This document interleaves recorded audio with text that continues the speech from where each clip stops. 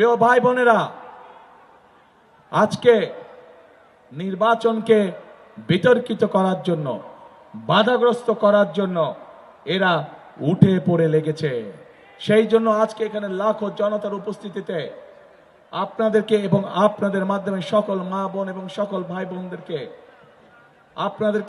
এবং আপনাদের মাধ্যমে আপনাদের এলাকার সকল মানুষের কাছে আমি একটি আহ্বান জানাতে চাই।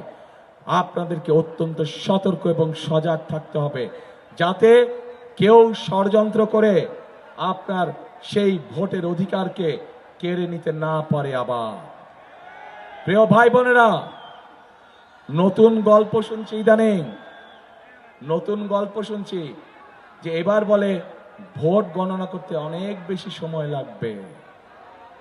প্রিয় ভাই বোনেরা, এই দেশের মানুষ হয়তো গত এক যুগ ভোট দিতে পারেনি, কিন্তু ভোট দেওয়ার যে অভিজ্ঞতা তাদের নাই তা না।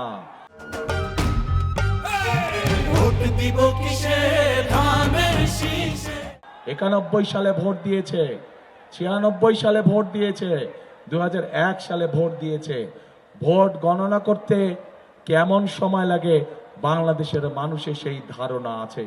কাজেই যদি কেউ ভোট গণনা করতে দেরি হবে এই উসিলা দিয়ে যদি কেউ কোনো সুযোগ নিতে চায়, প্রিয় ভাই বোনেরা, আপনাদেরকে তা প্রতিরোধ করতে হবে। পারবেন ইনশাআল্লাহ।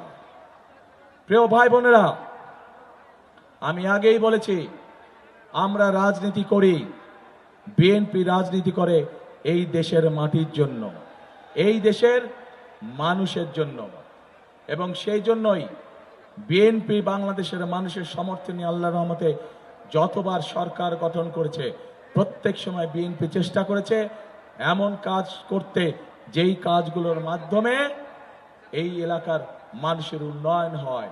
স্কুল কলেজ তৈরি করা, রাস্তাঘাট তৈরি করা সহ কর্মসংস্থানের ব্যবস্থা করা।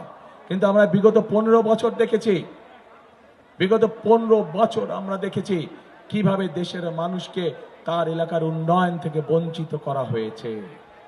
প্রিয় ভাই বোনেরা, আজকে এই বৃহৎ অঞ্চল, এখানকার কৃষক ভাইদের জন্য সবচেয়ে বড় অন্যতম একটি সমস্যা হচ্ছে বিভিন্ন খাল ছিল, বিভিন্ন বিল ছিল, যেগুলা বন্ধ হয়ে গিয়েছে।